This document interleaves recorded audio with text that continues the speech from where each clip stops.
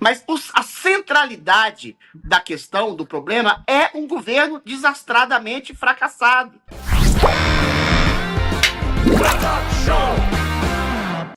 MDB e PP na mira. O grupo favorável declarado somava 31, 10 a menos do que o necessário. E o líder do governo no Senado previu 45 votos às 13 horas. O placar foi 34.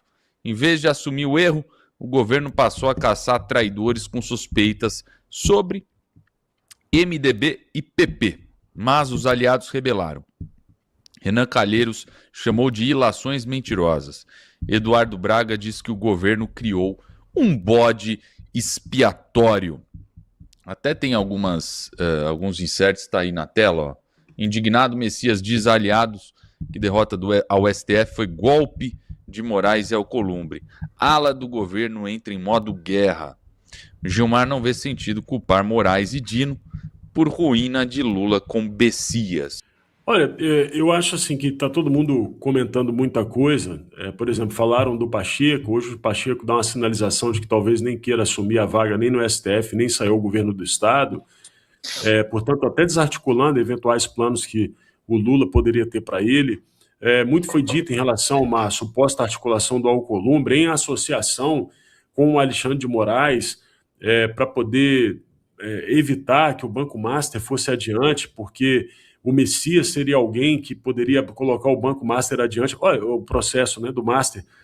Olha, assim, sinceramente, eu não sei se Messias seria esse personagem a se associar com André Mendonça para poder pegar as pessoas envolvidas com o Banco Master.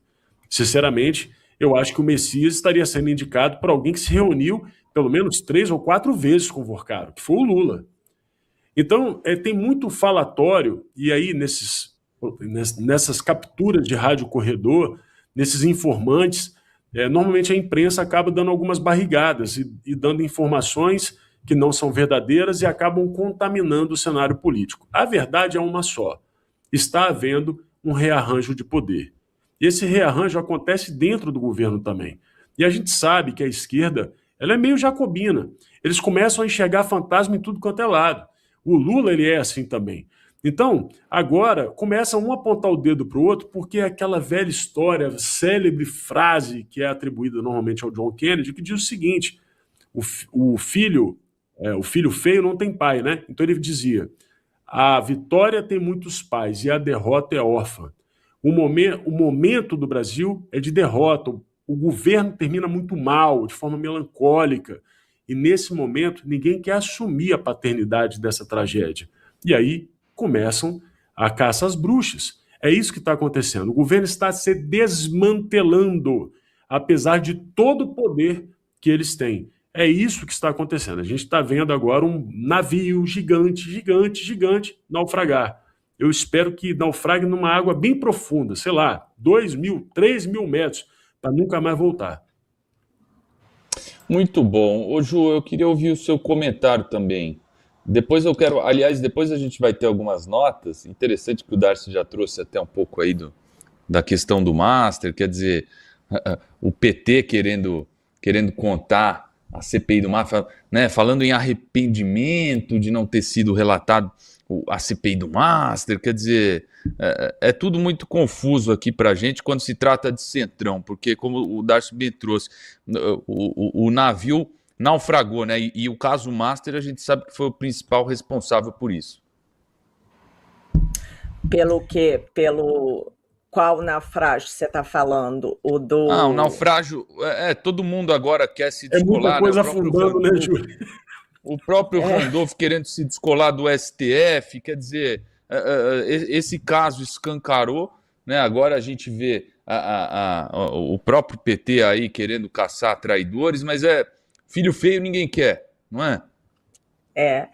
Gente, essa reação do PT diz mais sobre a fragilidade que ele se encontra agora, né? O Lula, o partido, do que sobre força, né?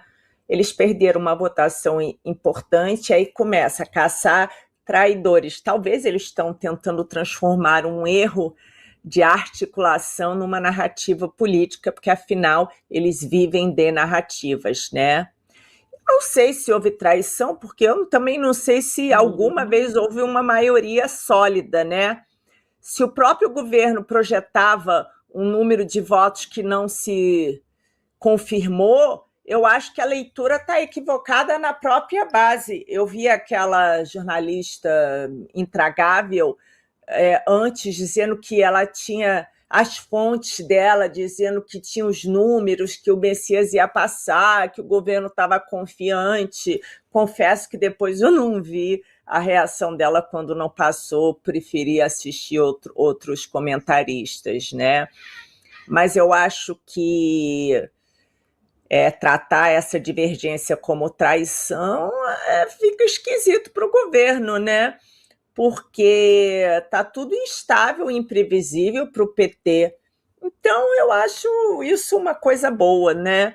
Mas quando o governo começa a caçar traidores, é aquilo que eu disse no começo, é porque ele perdeu totalmente o controle da própria base. E para a gente isso é uma coisa boa.